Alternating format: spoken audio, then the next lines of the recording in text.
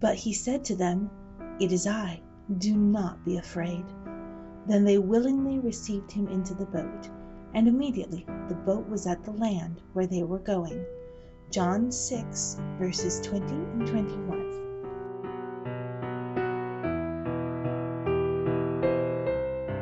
It was a dark and stormy night.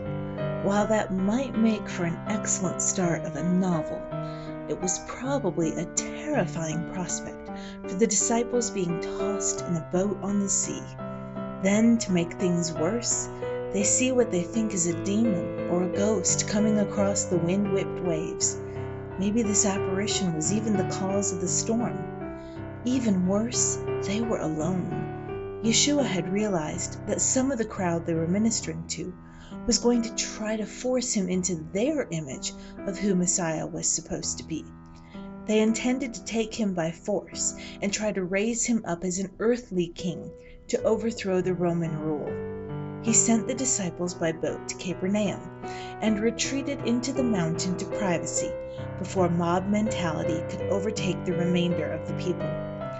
The sea had been calm when they left the shore, but the winds came up suddenly. What a shock it must have been to go from feasting with the Lord to being tossed about in the darkness. They did everything in their power to get safely to shore. They had even taken to rowing in order to try to battle the waves that threatened to swallow them up. How could this be happening? Where was Yeshua? Had they been abandoned? How often do we feel as if we are being battered by the storms of life? How often do we wonder if the Lord isn't hearing us? We've done everything to the best of our abilities.